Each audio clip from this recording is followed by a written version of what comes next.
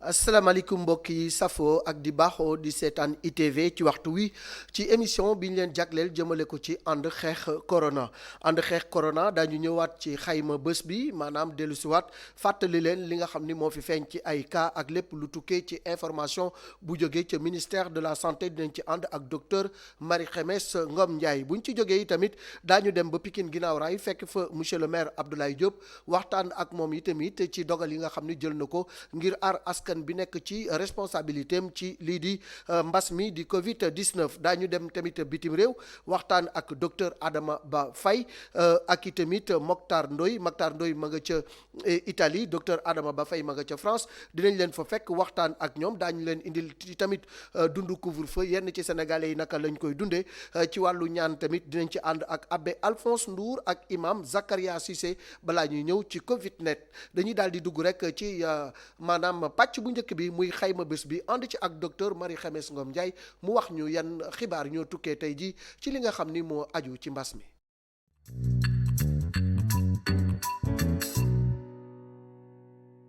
ci juróom-ñetti téeméer test yi ñu réalisé juróom fukk ak juróom-ñeent dellusi nañu am doomu jàngoro ji ci yooyu juróom fukk ak benn moom lañuy wax contact mooy yi nga xamante ne ñu ngi leen di saytu di leen di topp ci suñu bërëbu liggéeykaay yi juróom-ñett yi ñoom moom la ñuy wax cas yi ñu jëlee ci transmission communautaire mooy yi nga xamante ne kenn xamul ki leen ko wàll te moom mooy yokk mbas mi ci dëkk bi yooyu nag ñu ngi leen gis ci diggante Patte d'Oie am nañ fa benn am nañu benn Touba am nañu juróom benn ca Thiès ci ñi nga xamante ne ñoo tëdd hôpital ñu leen di faj fukk ak juróom-ñeent bi ñu leen saytoo gisatuñu doomu jàngoro bi ci ñoom wër nañu ñooñu nag ñu ngi leen di gis ci l'hôpital yi Dalal Jàmm am na fukk ak ñaar yoo xam ne wër nañu Diamniadio am na ñeent Fann am na benn Kolda am na benn Saint-Louis am na benn ñi nga xam ne ñoo tëdd tey hôpital seen wér-gu-yaram mi ngi am tan ba dalee ba mbas mi Covid 19 duggee Sénégal ba léegi ñu ngi toll ci juróom-ñetti téeméer ak juróom-ñetti fukk ak ñaar ci ñi nga xamante ne ñu ngi yore doomu jàngoro ji ci ñooñu ñetti téeméer ak fukk ak juróom wër nañu juróom-ñeent génn nañ ci àdduna benn delloo nañ ko ci dëkk ba mu jóge woon ñu dese fii ci ñi ñuy faj ci juróomi téeméer ak juróom fukk ak juróom-ñaar ministère de la santé et action sociale mi ngi dooleeti di ñaan askan wi ñu topp digle yi nga xamante ne mooy tax du ñu am feebar bii ñuy wax Covid 19 te tamit du wasaarewoo ci biir Sénégal. jërëjëf docteur loolu leer na ci xayma bés bi ngeen gis rek li nga xam ni moom moo tukkee foofu ñu bamtuwaat ko 800 tests la ñu réalisé 59 cas positifs 51 yi ñoom ñoo nekk cas contact 8 yi nekk cas communautaire 19 cas guéris bu ñu xoolee yi tamit am na ñaari cas yu nga xamante ni xaw na garaaw yu nekk ci hôpitaux yi 882 cas déclarés ba mbas mi dooree ak léegi juróom-ñeenti nit ñàkk ci seen bakkan waaye tamit ñu gis ni 315 am wér nañu ba ñibbi seen ay kër ñu gis ni itamit 557 ñoom ñoo nekk sous traitement ci wàllu àdduna bi itamit bu ñu ko xoolee tey ji ci àllarba ji ci suba ñetti millions ak 146 mille 724 cas 3 millions 146 mille 724 cas ñoom ñoo am ci àdduna bi yëpp 218 mille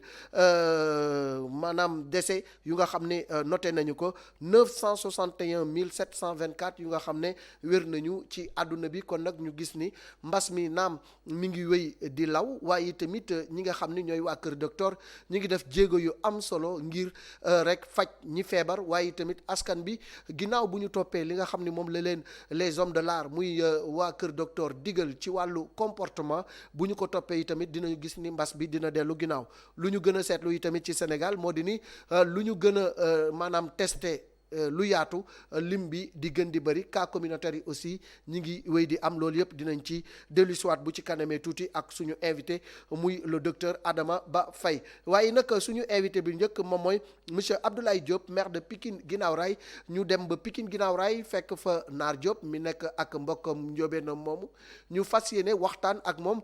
ci li nga xam ni moo di mbas mi monsieur le maire ñi ngi lay nuyu di la dalal jàmm ci ITV. monsieur le maire Abdoulaye Diop moom la ñuy teewlu monsieur le maire de Pikine Guinaw Rail nga xam ni bërki Dembo Ndiaye le ministre Mamadou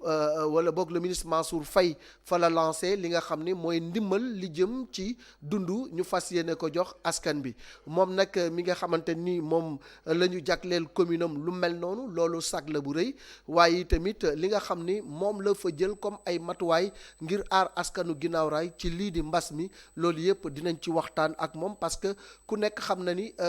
organisation bi ñu ci bari ci seeni commune am na ay dogal yu ñu jël ginnaaw bi ñu déclaré mbas mi fii ci Sénégal le 2 mars ak léegi monsieur le maire ñi ngi lay nuyu monsieur Abdoulaye Diop. waaw ñu ngi lay fay Malick bu baax. monsieur le maire ñi ngi am mbégte lool dalal la ci ITV gis nga situation bi tey ni nga xam ni noonu la demee bi mbas mi dooree ak léegi yi tamit gis nañu ni 882 cas déclarés am na ci Sénégal juróom-ñeenti nit ñàkk ci seen bakkan 315 yu nga xam ni wér nañ ci tey jii ñi ngi ci 557 yu nekk ci traitement docteurs yi jàmbaar lañu ñu ngi def seen kéemtalaay kartam nguur gi tamit jël na ay dogal yu bari ngir aar askan bi ban jàngat nga am ci situation nationale bi balaa ñuy ñëw ci sa commune. waaw jërëjëf Malick maa ngi lay sant bu baax di nuyu képp koo xam ne yaa ngi seetaan seen télévision bi ITV di wax ne jàngat bi moom vraiment situation bi xaw na doy waar Malick parce que bu ñuy commencé ba léegi wax dëgg yàlla situation dafay gën di yokk à tout moment ñu ngi nekkoon ci cas importé yi di ci liggéey bu baax liggéey bu am solo ba cas yi importé yi presque jeex na ba wàññi ko na bu baax a baax a baax mais maintenant ñu dugg nag ci les cas communautaires mu nekk loo xam ne nag wax dëgg yàlla xaw na jaaxal nag gouvernement bi jaaxal aussi askan bi bu baax a baax mu nekk loo xam ne nag war nañ ci gën a taxaw parce que boo xoolee frontières yi war nañ ko gën a saytu bu baax di fermer ko bu baax moytu parce que tamit boo seetee ci jamono yi ñeenti fan yi mujj yi cas yi ngay dégg ñi am yépp mooy maanaam dañuy jéggi frontière yi di dugg am na ñuy jaaree par Guinée am na oto yoo xam ne ba léegi ñu ngi jël nit ñi di leen def de raison na raison te amuñu autorisation kon nag je crois que war nañ gën a taxaw ci vraiment tëj les frontières gën a veiller à ce que vraiment les mesures barrières yi nga xam ne le ministère de la santé et de l'action sociale teg na ko vraiment ñu taxaw ci bu baax a baax. dëgg la monsieur le maire sa commune i tamit ndax mën nga ñu def situation épidémiologique bu sa commune ndax saytu ngeen foofu ay cas yu nga xam ne feeñ na fa. waaw gannaaw rek nag amagul cas d'une manière officielle boo xam ne am na comme ni nga koy seetaan ci télévision bi ñuy wax ne dëkk sàngam am na ko dëkk sàngam am na ko vraiment loolu amagu fi xëy na. biir boo xam ne dem na ba war su ko amoon tey d'une manière officielle danañu ko wax mais actuellement officiellement amaguma un cas boo xam ne signalé nañ ko à Guinaw Rail xëy na wax nañ ma ne nag am na un cas contact yoo xam ne koo xam ne jaaroon na fi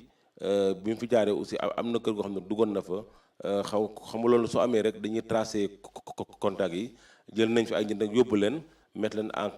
quarantaine xëy na nag bon yàlla mën na def bu ñu la yóbbu en quarantaine cas yooyu vraiment du nekk des cas positifs mais actuellement d'une manière officielle amaguñu benn cas boo xam ne ci Guinaw Rail gi la dëkk mu nekk koo xam ne dafa am corona. amagu leen cas waaye Olof Ndiaye dafay faral di wax ni xobbeeku balaa ngay lakkale fagaru moo gën faju ci sa wàllu commune yan mesure ngeen jël ngir gën a ñàkk commune bi ba mbas mi amaana du fa dugg. waaw ñun moom ñu ngi am taxawaay bu am solo wax dëgg yàlla am na un comité boo xam ne depuis bi ñu commencé ba léegi teg nañu ko ànd ko ak vraiment beaucoup de ci secteur yi nga xam ne ñoo nekk ci Guinaw Rail yëpp ànd koog les jeunes ànd koog les femmes ànd koog ICP les bàjjenu gox les imams les délégués ak la communauté chrétienne am na communauté bu baax boo xam ne teg nañ ko fii ci ginnaaw raay di liggéey ci loolu bu baax a baax depuis bi ñu commencé bëri na ay sensibilisation yoo xam ne parce que aussi xam nga poste de santé bi am na lu ñuy wax des relais communautaires ñoom tam ñëpp a ngi ciy liggéey ci wàllu sensibilisation waxtaan ak nit ñi vraiment dox bu am solo wut ay produits de lavage des mains partout fi ñu ni boo demee ci marché yi bu angle boo dem ginnaaw rey teg nañ fa entrée sortie lépp vraiment pour que nit ñi di raxasu bu baax a baax di taxawaay bu am solo ci wàllu feebar bi ñun aussi au niveau local aussi les élus locaux ak le conseil municipal vraiment ñu ngi am taxawaay bu am solo boo xam ne lépp luy information lépp lu ñu war a wàcc ñu ngi ko wàccee ñu ngi réunion di def li nga xam ne daal vraiment suñu rôle la ci wàllu campagne de sensibilisation ñu ngi dimbala askan bi aussi ci ay produits lépp loo xam ne dañ ko yittewoo mu jëm ci mbas mi vraiment ñu ngi ci taxaw que ça soit muy savon que ça soit muy eau de javel ak lu mu mën doon vraiment ñu ngi ciy liggéey bu am solo même en terme de masque actuellement xam nga ci jamono boobu lañ toll la commune mu ngi waxtaan ak l'ensemble des tailleurs de Guinaw Rail parce que aussi comme c'est au niveau local ñu jàppale wala ci xale yi aussi mais mu nekk masque yoo xam ne c'est des masques réglementaires xam ne moom la gouvernement bi soxla dinañ ci defal lu toll 30 000 masques pour dugal ko vraiment dans les 25 quartiers au niveau de la commune aussi l'équipe bi nga xam ne aussi moom moo fi nekk ñu ngi am liggéey bu am solo di ko liggéey aussi ak le gouvernement di ko liggéey aussi ak la commune de Guinaw Rail. bu ñu xoolee yi tamit Guinaw Rail ñaata poste de santé wala district sanitaire moo fa nekk maanaam ay tamit ban taxawaay la mairie bi am ci seen wet ngir jàppale leen ngir ñu mën a fagaru ñoom tamit ci mbir mi la. waaw Guinaw Rail actuellement benn poste de santé moom moo fi nekk am na beneen boo xam ne ñu ngi ko tabax xam naa bientôt dans 2 mois mu pare mais le poste de santé bi nga xam ne moom moo fi nekk boobu ki ko dirigé mooy madame Diouf moom ñu ngi liggéey ak moom baax bi corona bi commencé exactement rek lañ ko jox dotation lépp luy garabam taxawu ko aussi ak le comité bi nga xam ne moo nekk en place vraiment lépp loo xam ne ñoom yittewoo nañ ko ñu ngi ci ànd ak ñoom di leen jàppale bu baax a baax ci muy que ça soit muy produit li nga xam ne soxla nañ ko dote nañ leen ci lépp loo xam daal matériel bu ñu soxla la vraiment ñun jox nañ leen ko le gouvernement aussi ñu ngi leen di jàppale bu baax pour ñu ànd ak ñoom ci liggéey bi nga xam ne ñu ngi koy def lëral leen ñu ngi def seen liggéey bàjjen gox ñu ngi def seen liggéey ICP la même chose vraiment ñun tam mairie bi ñu ngi ànd ak ñoom di leen jàppale comité bi nga xam ne moom lañ mettre en place au niveau communal ICP bokk na ci ki nga xam ne aussi mooy kii Pape Niang aussi ci la bokk aussi ma bokk na ci liggéey boobu en tout cas du ñu réeroo ñu ngi ànd lépp loo xam ne war nañ ko informer ñu informer ko lu ñu war a def sensibilisation ñu bokk def sensibilisation lu ñu war a jàppale aussi ñu jàppale leen loolu moom ñu ngi ci liggéey ak ñoom bu baax a baax. bu ñu xoolee sa collègue maire yu bëri yi tamit jël nañu ay dogal jëmale ko ci marché yi ak maanaam garage yeeg yenn barab yi nga xam ne ay ndaje daf fay war a am ndax ci sa wàllu commune am na ay dogal yu nga xam ne jël ngeen ko ci fànn boobu ndax ñu bëri seetlu nañu ne daal ci marché yi commerçant yi dañu exposé wu te ñu ci bëri ci jëflante bi la ñuy amee doomu jàngoro bi. ay disposition depuis le départ lañ jël disposition ci wàllu place publique yi nga xam ne ñoo fa nekk. ci marché yi lépp fépp foo xam ne vraiment dañ fay daje taxaw nañ jël fa ay décisions waxtaan nañoo ñoom aussi que dans le cadre des marchés aussi délégué marché yi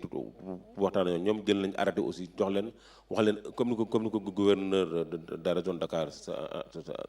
santaane wax nañ leen heure yi ñuy ubbi ak heure yi ñuy fermé wax dëgg yàlla ñu ngi koy respecté bu baax a baax ñun itam dem nañ fa def fa sensibilisation yóbbu leen ay lavoir yóbbu leen vraiment lépp loo xam ne produit la pour que ñu mën leen ko jox te xam naa ci fan yu néew dinañ leen yóbbul ay masques yu bëree bëri dans le marché bëgg nañ léegi marché bi nit ku fay dugg ak ku fay génn yëpp vraiment nga sol masque bu baax a baax que ça soit muy waranka que ça soit parce que ñun am nañ ci 3 marchés yoo xam ne mairie bi moo koy contrôler marché yëpp ñu ngi liggéey ak ñoom ñu ngi waxtaan ak ñoom bu baax a baax ci li nga xam ne mooy mbas mi pour que mu bañ a indi vraiment benn jafe-jafe fii ci Guinaw Rail Sud. alors monsieur le maire ginnaaw raay sud à l'honneur bërki Dembo Ndiaye le ministre Mansour Faye fa la lancé opération bi nga xam ni ci la ñu jóg maanaam pour dimbali askan bi ci ay kit alimentaire maanaam jàppale leen ngir rek ñu mën a fagaru ngir tamit ñu am lu ñu dundee ci période bu jafe boobu déjà tànn gi ñu tànn sa commune sa gox lan la def ci yow. waaw loolu day vraiment Malick mu dafa nekk loo xam ne wax naa ko démb c'est un honneur quand même pour Guinaw Rail ndax xam nga aussi Sénégal dëkk bu mag la am na presque 557 communes yi nga xam ne ñoo fi nekk tey buñ la tànn ni la yow yaay ubbi mbir mi foofu lañ koy dooree sa exemple la ñuy joxe dans le pays war yàlla loolu vraiment lu rafet la ñun ñu ngi si kontaan bu baax man ak waa Guinaw Rail yëpp vraiment kontaan nañ ak aussi le département de Pikine ndax aussi Guinaw Rail ci Pikine la bokk loolu nag nekk na loo xam ne liggéey bu am solo la ki nga xam ne mooy madame la directrice de l'équité sociale bi ñu ñëwee waxtaan ak ñun war nañu fi la nga bëgg a defee wax dëgg yàlla taxaw nañ ci ñoom ànd ak ñoom bu baax a baax parce que aussi loolu pour mu mën a nekk il faut mu nekk dëkk boo xam ne dafay am une organisation les imams les délégués les jeunes les femmes les conseillers de quartier la communauté chrétienne lépp luy xam ne vraiment banqaas yi fa nekk ci wàllu développement dañu war a ànd nekk benn te ñu am vraiment des bureaux montés nga xam ne bu ëllëgee soo ñëwee di monter li nga xam ne mooy su comité yi du am benn jafe-jafe dafa fekk nag Guinaw Rail loolu liggéey na ci pendant presque 10 ans ci ginnaaw mu nekk la commune la plus organisée je peux dire que ne en tout cas ci Sénégal amul commune bu ñu gën a am organisation de base loolu moo tax bi ñu tànnee amuñ ñoom benn jafe-jafe ndax suñ sous comité amul benn problème quartier dañu ñëw ñu waxtaan ak ñoom woo délégué yi vraiment ñu nekk délégué aussi yu am organisation am seen bureau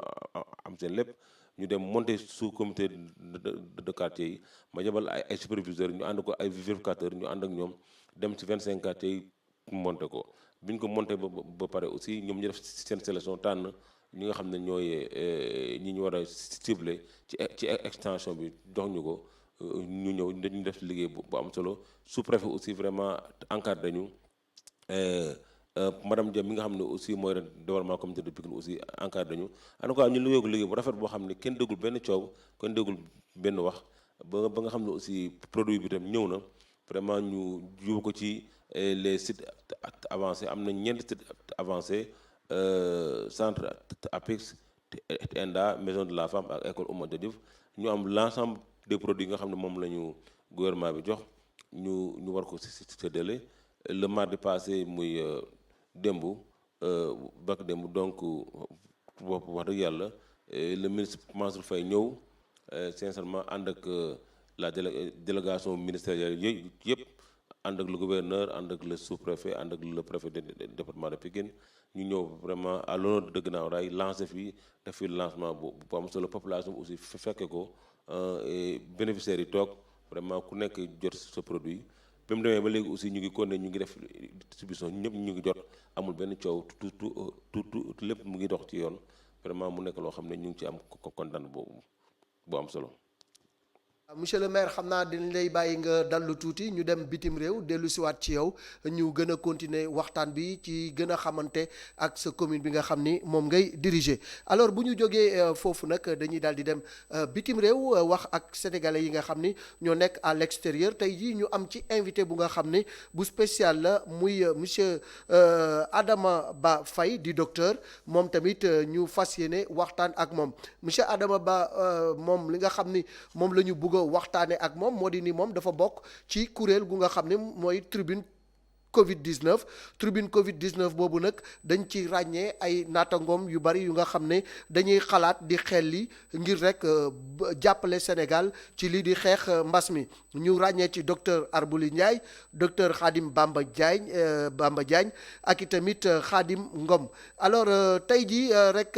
monsieur Adama Ba Faye ñi ngi lay nuyu di la dalal jàmm ci ITV nga nuyoo ak askan bi ñu soog a dugg ci waxtaan bi. Malick jërëjëf maa ngi lay nuyu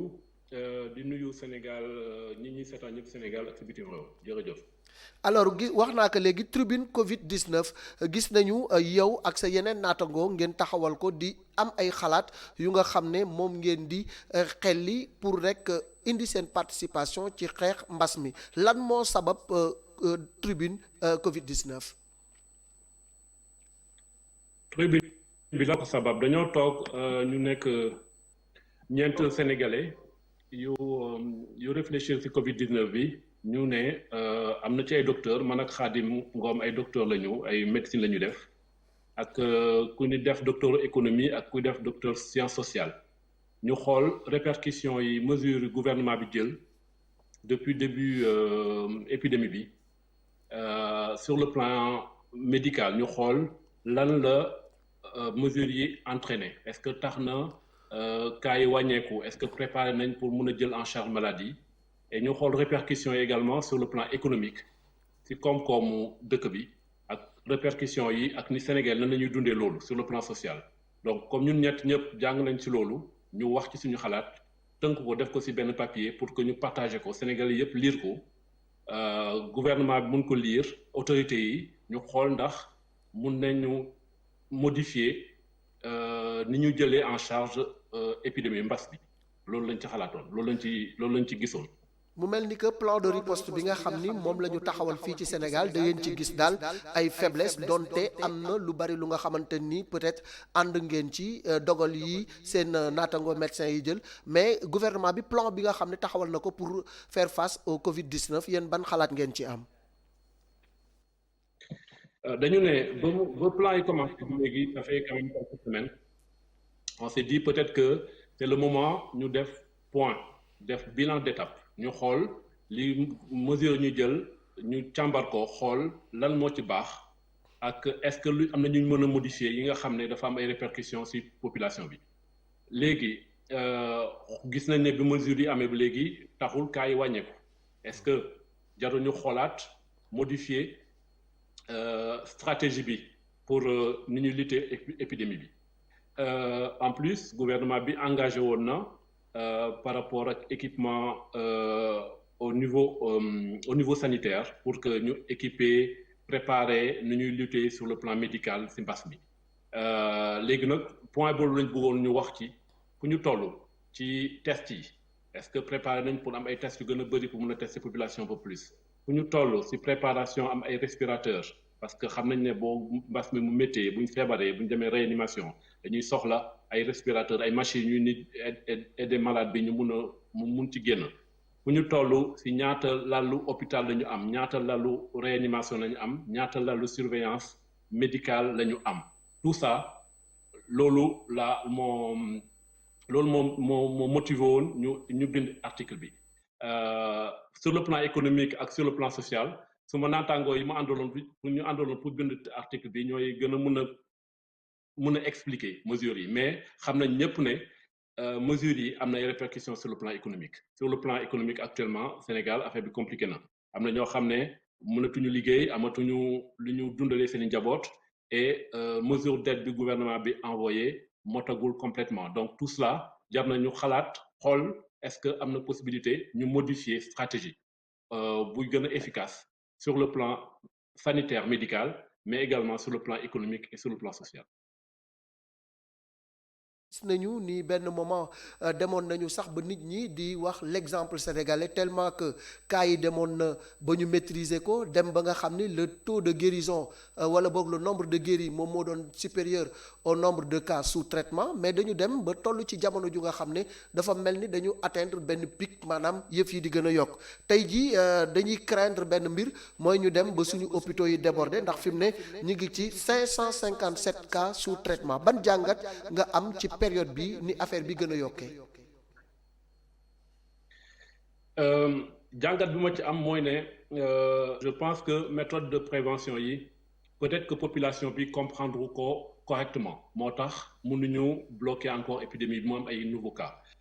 deuxième chose bi ñu ci jàngat mooy ne au niveau hôpitaux yi bu ñu buggee jël tous les cas positifs ñu hospitaliser leen dina métti on n'aura pas suffisamment de lits pour hospitaliser leen lu ñu ci xalaat ñun mooy que ne peut-être il faut que ñu hospitaliser que ñi nga xam ne dañoo am Covid te nécessité surveillance médicale ñi nga xam ne nécessité surveillance médicale c'est-à-dire que Covid bi ñu am ba méttiwul amul ay signes yoo xam ne dafa jaral médecin taxaw infirmier di ko surveiller régulièrement ñooñu soit ñu confiner leen bu fekkee mënuñu leen confiner seen kër ñu confiner leen comme ni ñu def pour cas contact yi confiner leen dans des hôtels mooy gën a yomb comme ça mu permettre que hôpitaux yi consacré wu pour traiter ñi nga xam ne dañoo vraiment sonn soxla surveillance médicale et ñu yokk également lits de réanimation yi surtout ci région yi loolu mooy tax ñu mun ci génn. Docteur bu ma parcourir itamit document bi dafa mel ni que yéen d'accordu leen trop ci confinement partiel bi nga xam ni moom moo am ak école yi nga xam ni tëj nañ kook lu ni mel alors yan solution ngeen di proposer par rapport ak loolu parce que nit ñi fi mu toll nii sonn nañu l'économie est à l'arrêt comme ni ngeen ko waxee te dem beeg dikk bi wàññeeku na bu baax a baax mais nit ñi ngi respecté gestes barrières yi ñi ngi takk ay masques ak lu ni mel mais mbiri école yi ñu tëj ak marché yeeg lu ni mel ban xalaat ngeen ci am. li ñu ci xalaat moo ne bon déjà Sénégal ay état d'urgence la fermeture des frontières ak limitation voyage interurbain yi bon mesures yooyu on voit que ça marché wul parce que depuis ça fait quelques semaines on a eu 1 million ñëwul donc ça marche pas ñun on pense que feebar bi par rapport ak gravité feebar bi ñun ñi mi gën a sonal ñiy faatu ci feebar bi mooy ñi nga xam ne personne âgée xam ne ñoo ci faatu ak ñi nga xam ay maladies yi dafa am des passions wala problème respiratoire avant wala yenn feebar yi nga xam ne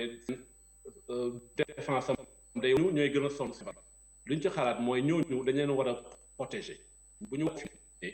dañu war a personnes âgées yi ak ñi nga xam ne dañoo am ay maladies chroniques ñi xam ne dañoo reprendre seen activité économique dañoo reprendre activité économique ñu tijjiwaat dëkk bi nit ñi reprendre seen liggéey reprendre en continuant faire surtout la prévention méthode barrière ni ñuy sol masque di raxas seen loxo di def distanciation sociale ñu modifier également ni ñuy comporté woo distanciation sociale nit bu ñu jegewantoo regroupement yi ñu aye ko reprendre activité yi et on pense que loolu bu ñu ko defee progressivement ça permettra que économie reprendre nous prépare pour mun a traiter cas grave yi donc hôpital foog ñu am ay lal yu mun a surveiller maladie et surtout maa ngi koy waxaat di réinsister il faut que ci région yi ñu am ay lal de réanimation parce que ku feebar bi no dafay Thiès wala nga Touba amoo lalu réanimation bu malade bi war a am réanimation mënuñ la jël charge malheureusement da ngay faatu donc il faut que ñu mën a am ay réanimation sur lalu si région yi également Dakar et surtout ñu reprendre activité économique et protéger personnes âgées yi ak personnes fragiles yi loolu la ñu yaakaar na docteur gis nañu également que fii en Afrique subsaharienne et notamment même fii au Sénégal lu cas yi di bëri gis nañu ni li ci ñàkk seen bakkan taxu ko bëri lool toll nañu ci 9 décès bi yëf yi commencé ak léegi ci 882 cas déclarés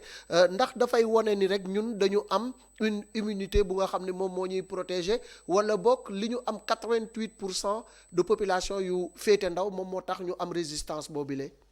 immunité bi ça va être difficile ñu valider ko par contre man li ma gëm mooy ne Afrique suñ population âge bi guddul on a âge bi dafa wàcc plus de 85% de la population a moins de 45 ans et on sait que fii si chiffre ñu am en France en Europe ñi am moins de 45 ans représente moins de 1% des décès donc y aura le Covid bu def ay dégâts comme ni mu defee en Europe parce qu'une population essentiellement dafa jeune je pense pas que c'est parce que suñu système de santé dafa rapidement on est devenu très performant c'est parce que la population est jeune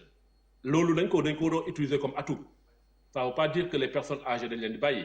cette population jeune fait que duñu bëri ay cas graves maintenant il faut qu'on se concentre pour que les cas graves qu'on aura ñu mun leen a traiter normalement les personnes âgées ñu protéger leen pour éviter que ñu am feebar bi parce que bu ñu amee feebar bi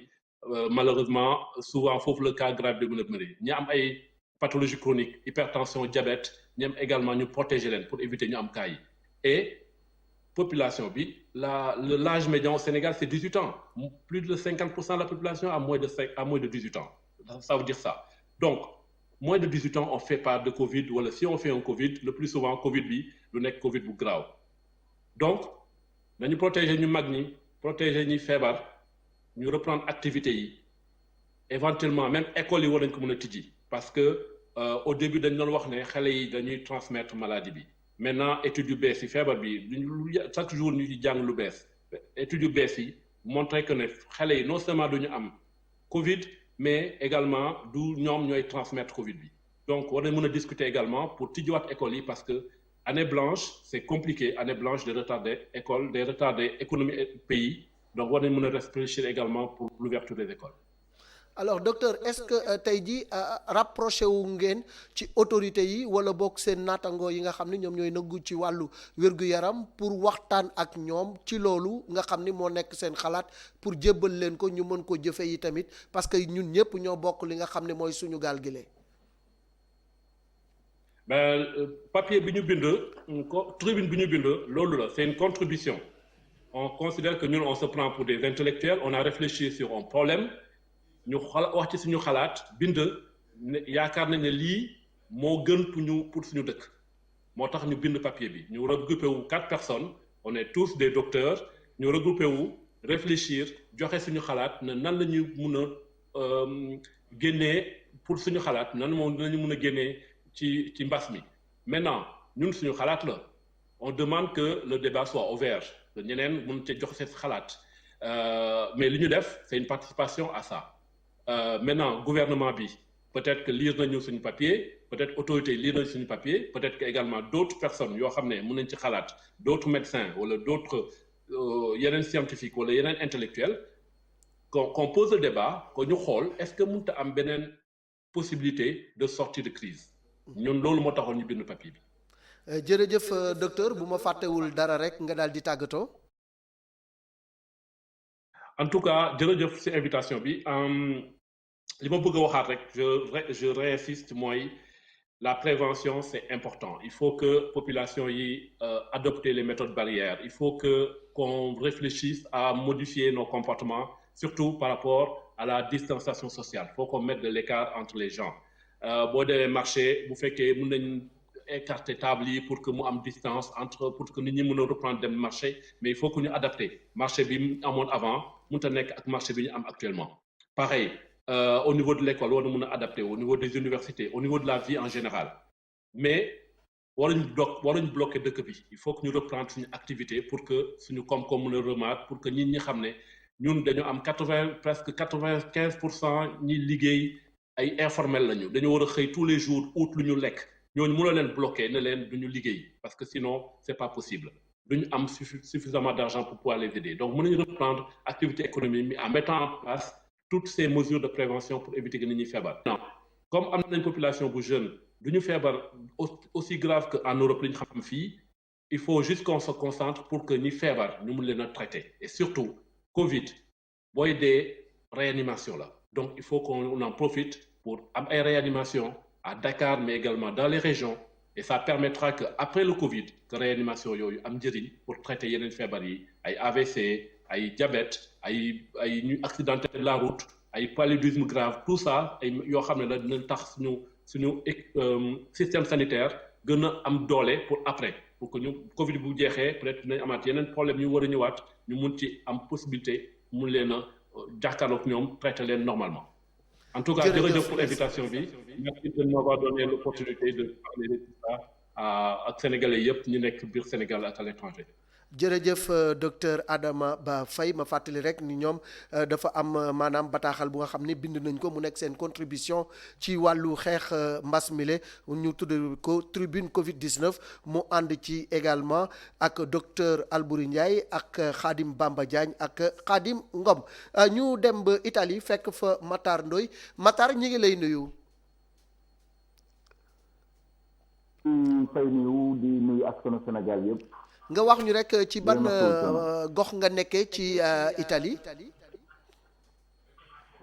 wax ñu ci ban gox nga nekkee foofu ci Italie. waaw ñun ñu ngi ci sud bi ci Sicile particulièrement dëkk bu ñuy wax Palerme muy capitalu Sicile. alors tey jii mbas mi ku nekk xam na ni Italie moom wax dëgg yàlla laal na leen bu baax a baax a baax tey tamit ku wax Italie wax ne sénégalais yi fay dem bari na ñi nga xam ne ñoom la ñu tuddee moodu moodu ak faatu tubaarkàlla bari nañ fa lool seen nekkin ca Italie ak mbas mi naka la fa demee. ñu metti ak ni ko àdduna bi yëpp di dundee di respecté wale aussi également règles yi nga xamante ni gouvernement italien jël nañ ko ci mesure barrières yi ci di moytu ak di respecté lépp loo xamante ni nii rek tëral nañ ko fi ci loi sénégalais yi ñu ngi tënku ci loolu ànd ko ak peuple italien bi yëpp vraiment. alors gis nañu également que ni yéen bari na mbooloo yu nga xam ni ci ngeen di regrouper muy ay association wala ay daayira ak yu mel noonu tey jii ndax maanaam feebaru coronavirus bi ràññee ngeen ay doomu Sénégal yu nga xam ni am nañ ko foofu ndax am na taxawaay bu nga xam ne taxaw nañ ko ci seen wet pour jàppale leen. waaw feebar bi moom yaatu na Italie trop mais particulièrement ñun zone bi ñu nekk nii muy Sicile wax dëgg yàlla mi ñuy suturaal dëgg bu ñu benn doomu sénégalais boo xamante ni am na fi doomu jàngoro bi wax dëgg yàlla également sénégalais yi ci seen biir ñoom it ñu ngi góorgóorlu lu ñu mën ci solidarité ci dimbalante ngir ñu bañ a yëg méttiwaayu pandémie bi ak ñu ngi koy dundee ak confinement bi ak tëju bi yëpp vraiment jàppalante bi daal macha allah ci sénégalais yi ci daayira yi ak ci association yëpp surtout ci ñun zone bi ñu féetewoo. alors bu ñu xoolee yi tamit yéen ñu ci bari daanaka liggéeyatu leen am na ci ñenn ci kenn ay benn yu nga xam ne ñu ngi commencé waat liggéey ñàkk a toog liggéey boobu ban jeexital la am ci seen koom-koom ak ci ni ngeen doon jëflante ak seen waa kër yi nekk fii ci Sénégal. waaw bu dee ci sud bi moom daanaka dañuy wax ni lu ci ëpp ci Sénégal yi ci féete ci wàllu commerce la ñuy yëngu. waaw parce que fii bariwul ay industrie comme ci nord bi bu mel ni Bergamo wala Brescia nga xam fa la entreprise ak usines yu bëri nekk nga xam foofu da ngay mën a nekk en règle nekk fa di liggéey fii ñu ci bëri ci commerce bi la ñu nekk moo taxit bi pandémie bi commencé ba léegi wax dëgg yàlla toogaay bi métti na ci ñoom trop métti na ndax koo xamante ni bis bu ne da nga daan xëy génn dem liggéeyi sàkku ci wërsëg man cee yor sa bopp man cee yor sa njaboot Sénégal xam nga boo bëggee toog lu mat presque ñaari weer génnoo yëngoo dina xaw a métti trop noonu daal la ko mbokk yi di dunde waaye nag dañuy nugul dogalu suñu borom bi di ko dund comme tamit dafa yaatu ci àdduna bi yëpp du ñun rek la dal li ci am solo rek mooy ku ci nekk jël ko ak philosophie dund ko ak dignité dund ak les moyens du bord également. est-ce que am ngeen jàppalewu état wu Sénégal jaarale ko ci consul yi wala bokk ambassadeurs yi nga xam ni ñoom ñoo teewal réewum Sénégal ci dunu foofu di Italie. waaw fi mu toll nii comme ñun ñu ngi suivre actualité bi depuis du président génne Macky Sall def déclaration boobu wax somme boobu nga xamante ni moom lañ destiné à la diaspora muy 12,5 milliards yi. et 11 milliards yi la ñu wax parce que 1,5 milliard yi moom duggoon nañu waxoon tranche bu njëkk bi ñu bëri doon ci bàyyi xel mais bu dul loolu moom lu jóge ci état Sénégal ñëw ak seegul ñu ngi toll ci taxawal ay comité ak di remplir ay formulaire di inscrire ngir xaar ñi nga xamante ni ñoom ñooy saytu xéwal googu muy ambassadeurs yi ak responsable consulaire yi ak ñi nga xamante ni ay sénégalais la ñu jiite ay association ak ay mouvement religieux taxawal comité yooyu leeral ci askan wi fu ñu ci war a toll mais fii ñu nekkee nii moom dara accès bu fi ñu ngi toll rek ci di bindu ak di xaar réponse yi kan lañ moo ci war a bokk ak ku ci war a bokk. alors au niveau également de l'Italie ndax état wu Italie wala gouvernement Italie ndimbal gi nga xam ni mu ngi koy jox ay doomam yéen bokk ngeen ci rawatina doomu Sénégal yi nga xam ne nekk nañu foofu te am ay këyit. waaw fii moom am na ay décret yu nga xamante ni génnoon na ci ñi nga xamante ni ñu ngi en règle comme noonu nga waxee doonu liggéey ñi nga xamante ni par exemple ci décret bi génn njëkkoon a génn nga xamante ni yaa ngi en règle yaa ngi liggéey ñu waxoon ne bu fekkee ni yaa ngi liggéey di fay taxes yi nga war a fay yëpp am partie IVA maanaam mën nañ ko tuddee ci ku yor cantine ci marché yi patente mën nañ ko tuddee noonu nekk en règle yor ay poste ci marché yi di liggéey wala nga yor beneen forme liggéey boo xamante ne nii yaa ngi doon liggéey 1 mois avant mbas mi di am critères yi nga xamante ni gouvernement bi demandé nañ ko boo ko remplir rek chaque mois dinañ la verser ci sa carte bancaire 600 wala 800 euros yoo xamante ni dañ ciy jàppandi première tranche bi génn na am na ñu nga xamante ni jot nañoo am na ñu nga xamante ni aussi jotaguñoo am mais xam nga loolu ci suñu compatriotes yi nekk fii toujours day xaw a poser problème xam naa booy xool pourcentage bi daal ñi ko fi am fii ñu nekk nii ñu néew la ñu doon ñi ci ëpp daal ñu koy bénéficié wu mooy ñi nga xamante ni ñoom ñooy doomu réew mi ndax yu mel noonu ñaari boo ko déggee turu xaalis bi dina rëy chiffre bi bindu ñoo koy ëpp donc ñu ci am pourcentage bu xaw a néew lay xaw a doon daal waaw noonu daal la demee mais bu dul loolu itam am na yeneen forme de d'aide yoo xamante ni commune ci seen bopp muy municipalité yi génne nañ ko dañuy xayma famille bu ne ñaata ñoo fa nekk kër gu ne ñaata ñoo fa nekk am fa résidence en règle ñu jox leen ay bons yoo xamante ni dañuy mën a dem ci supermarché yi jël ko ay ndugg di ko mën a suturluwoo ba mbas mi jàll bu loolu jàll itam Sénégalais yi ci seen biir wax dëgg yàlla à travers comme ni ma la ko waxoon sànq ci njëlbéen ga daayira yi ak association yi ak ay personnes de bonne volonté Sénégal yoo xamante ni ñu ngi fi yàlla jox leen tuuti wërsëg ñu ngi dimbalante ci seen biir ba nga xamante ni ni mu waroon a méttee dëgg-dëgg daal ci dundin ci wàllu dund ci ñi ñuy xéewloo métteewul noonu daal. jërëjëf Matar ñi ngi leen di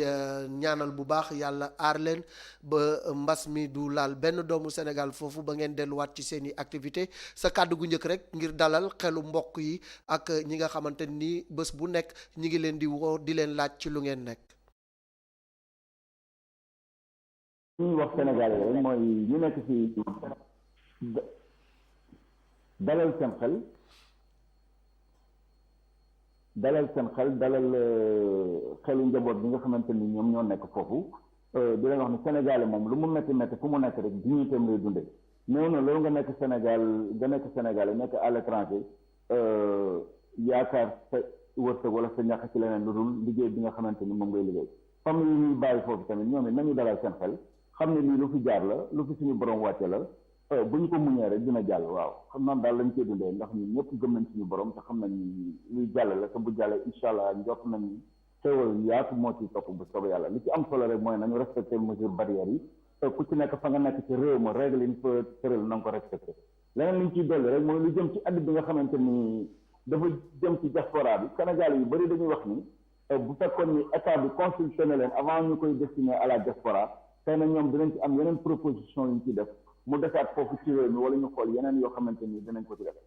xëy na nag nit ñi duñu bokk situation du ñàkk ni am na ci parti boo xam ne dinañ ko yittewoo am na ñu nga xamante ni tamit ñoo def proposition boobu mais comme c'est déjà décidé par l'État mënuñu ci dara dañuy xaar rek incha allah. jërëjëf Matar yàlla na leen yàlla sàmm kon nag dañuy daal di daw rek ba fi nga xam ni moom moo di Pikine fekkaat fa monsieur le maire tey jii ndax tey monsieur le maire nekk na en place bu ko defee ñu daal di continuer waxtaan bi ak moom monsieur le maire ñi ngi lay nuyuwaat di dellu si waat tey jii gis nañu ni état bi joxe na ndimbal bu jëm ci askan bi wax nga ko léegi saytu ngeen ko ba xam ñi ngeen ko war a jox mais bu fekkee ni dajul ndax municipalité bi am na doole ju nga xam ne moom dina ko mën a rek mottali pour ñëpp daj ñi nga xamante ni yitte woon nañu ndimbal googu. waaw jërëjëf Malick ñu ngi lay santaat bu baax waaw gouvernement bi indi nañ fi ndimbal indi nañ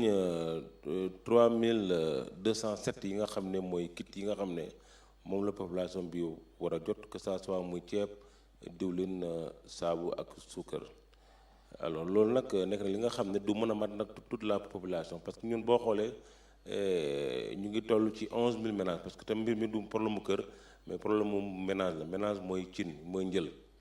alors donc xam nga 3207 ci 11000 xam nga différence bi mën na au moins 8000 donc la mairie bi du mën a combler gap boobu mais mairie bi nag wax dëgg yàlla jënd na lu bari loo xam ne mu ngi fi déjà en stock. mais aussi am nañu ay partenaires yoo xam ne jàppale nañu yoo xam ne ci biir dëkk bi ak ñi nga xam ne ñoo wër dëkk bi ak ñi nga xam ne vraiment suñu partenaires lañ que ça soit des entreprises que ça soit des femmes que ça soit des jeunes même les ASC ren dugal nañ si seen loxo en tout cas gannaaw daal ñu bëri dugal nañ si seen loxo ci mbir moomu. loolu nag bu ñu paree séddale bi ndax xam nga comme que le gouvernement bi indi moo gën a bari dañu bëgg bu ñu paree séddale gouvernement boobu comité bi toogaat nag saytu quartier par quartier xool quels sont les ñi nga xam ne dañu dëkk ci quartier yi te yelloon ndimbal te jotuñu am fa la ñu jëm ko régler mais loolu aussi ça ne veut pas dire que ne ñëpp dinañ am parce que tamit li ñuy am du mën a mat ñëpp mais en tout cas dinañ def le maximum possible ba nga xam ne wax dëgg yàlla mbir mi dina gën a am solo loolu tam bu passé aussi am nañ suukar koor bi dañ ko dugalaat encore ci population bi nga xam ne boo amul fee aussi di nga am suukar koor en tout cas mu nekk loo xam ne daal dinañu am taxawaay bu am solo boo xam ne nit ñi dañ ci gis seen bopp bu baax a baax. ku ne xam na ni municipalité lu ci bari ay recettes la ñuy am pour mën a gérer seen personnel ak seen i fonds de roulement ak itamit ndimbal gi nga xam ne day jóge ci état central bi fi mu toll nii yan jafe-jafe ngeen jànkonteel bi mbas mi duggee ci réew mi ak léegi. waaw actuellement Malick moom recette moom amatul ci commune yi amatul benn recette boo xam ne mu ngi dugg normalement parce que xam nga depuis bi mbas amee président dafa jël ay décision pour xaw a oyofal nit ñi nga xam ne dañuy fay vraiment ci patente yi ak yenn yu bëri yoo xam ne day dugg que ça soit le gouvernement que ça soit les collectivités territoriales képp koo xam ne yaa ngi dugal xaalis xam nga am na lu ñu la may tuuti pour que nga mën a am tuuti noppul ndax moom tam fa muy jëlee aussi mën na fa am ay jafe-jafe donc loolu dafa laal ba laal sunu mairie yi fi mu nekk nii boo demee trésor dafa fekk xaalis bi nga xam ne mairie yi am nañ ko fa donc actuellement rien que seulement que les salaires rek moom mooy dox ci mairie mais amatul leneen loo xam ne mu ngi dox xëy na nag les fonds de concours et les fonds de dotation ñëw nañu te loolu aussi dafa am fu mu ñëw xam nga fonds de concours nekkul pour fonctionnement loolu pour ay tabax la wala yeneen yi nga xam ne mairie bi mu ngi koy def dans le cadre de investissement xëy na fonds de dotation moo nekk pour fonctionnement loolu rek ci nga mën a jël pour def ci dans le cadre du Covid te loolu tam xam nga bariwul noonu bari bi war a bari donc en tout cas rek jafe-jafe am na mais yàlla def na jàmm maire yi wax dëgg yàlla maire Sénégal yëpp ñu ngi góorgóorlu ñu ngi taxaw lu ñu mën rek ñu jéem ko def mais sincèrement y a des difficultés quand même yoo xam ne il faut le signaler. alors bu ñu ñëwee ci sa gox muy Pikine Guinaw Rail boo ñu ko doon présenté tey jii naka nga ñuy présenté mairie bi nga xam ne moom lañ la dénk ak conseil municipal bi. waa Guinaw Rail nekk na dëkk boo xam ne mu ngi nekk ci Pikine nekk ci arrondissement Dagoudane bokk ci juróom-ñaari communes yi nga xam ne ñoo nekk ci arrondissement boobu am ñaar fukki quartier ak juróom. am aussi presque 40 000 et quelques de population ci Guinaw Rail et am aussi vraiment 56 conseils municipaux wax yàlla nekk dëkk boo xam ne aussi la majorité des jeunes ñoo fi dëkk nekk dëkk boo xam ne aussi wax dëgg yàlla aussi dëkk bu am solo la bu am cosaan la bu am culture bu am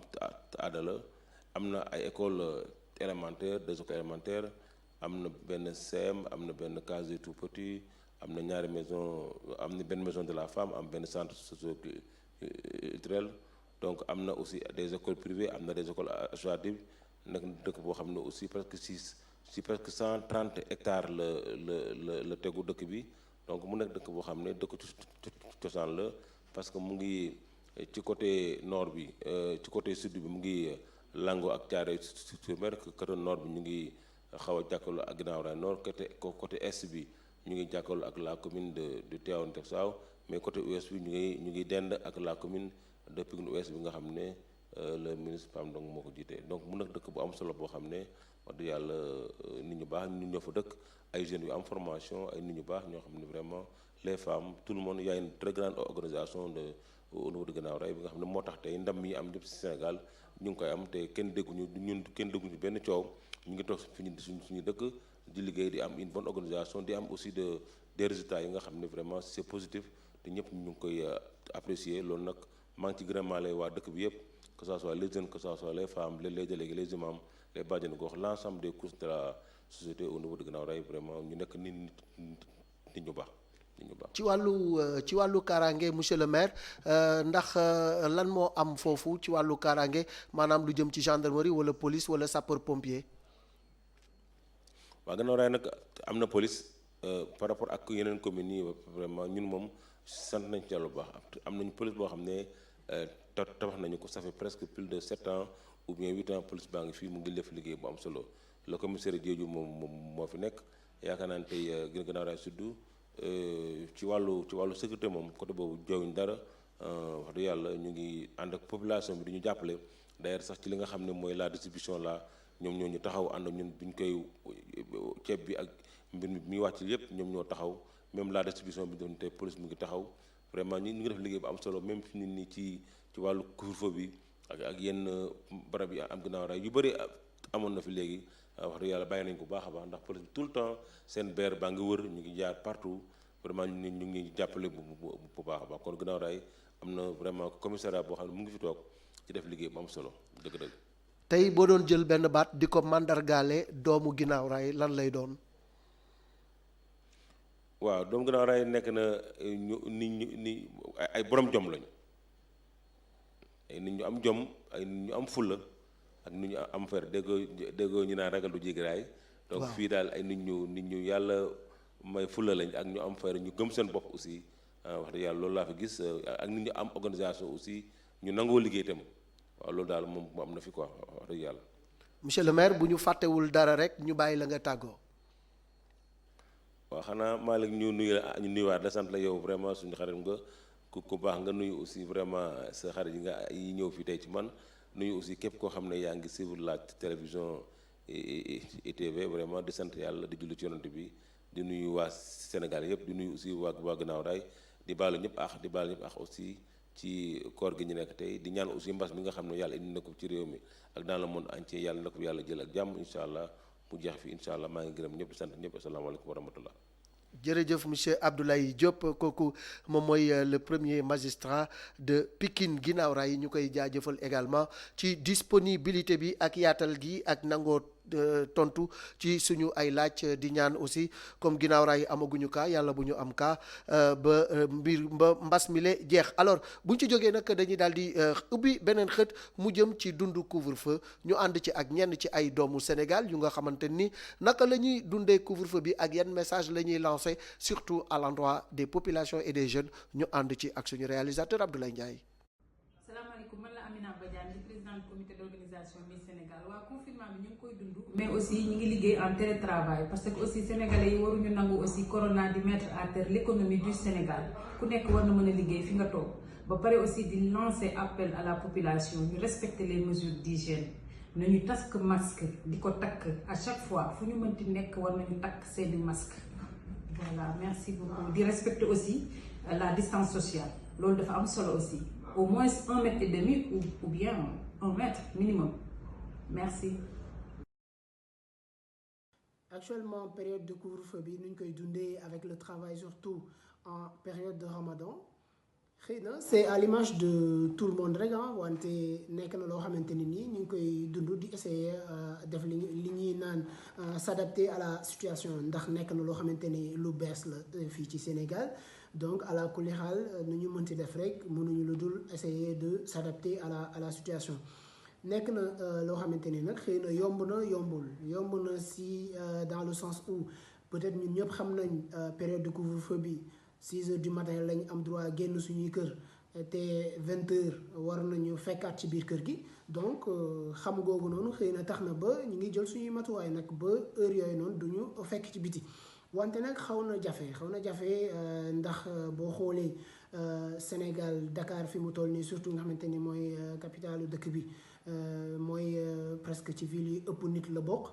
wante daanaka am na ay matuwaay yu gouvernement bi jël ci jëmale ko ci wàllu transport bi ndax aujourd'hui transport en commun bi muy les bus Tata muy les bus Dakar Dem Dikk wala car rapide yeeg Ndiaga Ndiaye yeeg ñoom seen amatuñu droit di yeb comme ni ñu daa yebee kon donc loolu ak coppite la goo xamante ni il faut muy les bus Dakar Dem Dikk wala car rapide yeeg Ndiaga Ndiaye yeeg ñoom seen amatuñu droit di yeb comme ni ñu daa yebee kon donc loolu ak coppite la goo xamante ni il faut ñu adapté wu ci situation bi donc boo xoolee sax ñu ci bëri dañuy mujj dox ndax duñu am waruwaay moo tax nag ñu ngi ci jéem a góorgóorlu bu baax ndax xëy na boo yoree waruwaay xëy na dana xaw a gën a yomb tuuti par rapport aux autres wante lépp li nga xamante ni moom laa bëggoon a insister moo di gën a ñaaxat nit ñi di woowaat askan wi ci li nga xamante ni moo di les gestes barrières ndax jàngoro ji nag mi ngi fi kenn ku si nekk boo yoree sa masque nga daal di koy takk boo yoree sa alcool gel saa yoo génnee nga laal ci say loxo maanaam aar sa bopp aar askan wi aar njaboot gi loolu daal nekk na loo xamante ni dana ci am solo bu baax ndax boo xoolee sax Tassette nga xamante ni mooy commune bi ma bàyyi ko tey jii nii am na benn cas bu bees bu fa am koo xamante ni dafa demoon Kazu Rajab Touba daal di fay takk mu am ñu fa suuli woon néew daal di koy yóbbaale léegi bañ ko indee nag fekk moom dafa amee doomu jàngoro ji mu toog fukki fan ak benn yoo xamante ni daanaka mi ngi ciy doon circuler kon donc kenn xamul ñaata nit la ko mën a wàll tey jii nii mari day taali donc loolu nag tax na ba ñu ngi gën a woo nit ñi di leen gën a ñaax si góorgóorlu gi nga xam ni feebar bi ñun ñëpp ñooy ànd daan corona ngir mën a delluwaat suñuy activité ñun ñëpp maa ngi lay remercier encore une fois di remercier ITV pour l'invitation que vous m'avez faite merci beaucoup. jërëjëf kooku Adama Ndione la ci geneen wet gi Aminata Badiane bu Miss Sénégal dañuy daal di ubbi beneen xët jëmale ko ci ñaan ànd ci ak abbé Alphonse Ndour ak imam Zakaria Cissé. In nomine Patris et Filii et Spiritus Sancti. Amen. Gratia Domini nostri Iesu Christi et caritas Dei et communicatio Sancti Spiritus sit cum omnibus vobis. Amen. Yàlla baay borom kattan ci sa coofel gi amul dayu saytul sa njaboot gi yaakaar ci yow neem sa yërmande ak ca coofel moo di suñu làqukaay musal ñu ci lépp lu ñuy yóbbu ci ñaawteef te nga tas ñu ci sa coofel gu amul sutite musal ñu ci baakaar musal ñu ci mbas mile te may ñu ñuy dund ci sa wet di naaw sa tur gu sell gi yow mi di dund te di nguuru tey ba ca abada amen alamin wal aqibatu lil muttaqin wala udwana illa ala zalimin ashhadu an la ilaha illa allah wahdahu la sharika lahu wa ashhadu anna muhammadan abduhu wa rasuluh wa sallallahu wa sallim wa barik ala sayidina muhammadin wa alihi wa sahbihi ajmain kon mbokk yi nga xam ni yéenay topp ITV surtout ci programme bi jëm ci wàllu xeex corona wala ànd xeex corona ñaan yi ñuy indi di ko balale ci alquran ci sunna wala ci waxu nit ñu baax ñi nga xam ni balale nañ ko ci alquran ak sunna te ñaan yooyu di yëkkati balaa di fekk balaa di sàmm nit ñi di ko aar bokk na ci ñaan yooyu ñaan bi may wax xasbi allahu laa ilaha illa hu alayhi tawakkaltu wa huwa rabbul arshil azim xasbi allahu laa ilaha illa hu alayhi tawakkaltu wa huwa rabbul arshil azim xasbi allahu laa ilaha illa hu alayhi tawakkaltu wa huwa rabbul arshil azim li muy tekki mooy yàlla doy na ma yàlla rek doy na ma ci lépp loo xam ne musiba la ak balaa yàlla doy na ma ci lépp luy lore yàlla doy na ma ci lépp luy gaañe yàlla doy na ma ci lépp luy faagaagal yàlla doy na ma ci bépp feebar amul benn buur bu ñu war a jaamu ci dëgg jaamu ngay jur njëriñ ñàkk jaamu ngay jur lor kudul yàlla ci moom rekk laa wàkkiirlu ci moom rekk laa wéer samay mbir ci moom rekk laa wéeru te moom mooy borom arash bu màgg bi kon mbokk yi baat yu rëy yi baat yu màgg yi nit ki bu xëyee suba wax ko juróom-ñaari yoon bu soobee yàlla du am dara lu koy dal luy jóge feneen lu dul loo xam ne dafa jóge ci borom bi directement rek naka noonu tamit su gontoo ngoon wax ko juróom-ñaari yoon yàlla dina ko sàmm dina ko aar bu mu tiit bu mu ragal na jël nag matukaay yi mu war a jël yëpp waaye bu defee lii tamit daam kóolute ni borom bi subhanahu wa taala dina ko sàmm te bu fekkee ne balaa bi wàcce na tamit dina ko yëkkati yàlla nañu yàlla yëkkatil balaa dafa ñu jàmm ak salaam wa axiru daawaana an alhamdulillahi rabbil alamin amin rek moom moo ci topp yàlla nañu yàlla may kattan ba ñu mbas mi ba mu ni nërëm ci suuf ñu jaar ci kawam jàll ñu ngi egsi daanaka ci cëppaandawu émission bi ñu àndoon ci réalisation bi ak Abdoulaye Ndiaye ci wàllu son bi Modou Diouf doomu xiinin waaye tamit Damiyu nga xam ne lépp lu jëm ci coordination technique bi moom moo ñu ci jàppale ci wàllu cadreur yi Naar Diop moom moo ñu demaloon Pikine ak Sidiña ñu naka noonu yi tamit Babacar ñu ngi leen di sant di leen gërëm daal di leen bàyyi ak xët bu njëkk bi muy Corona Net jaa ngeen jëf ba suba ak jàmm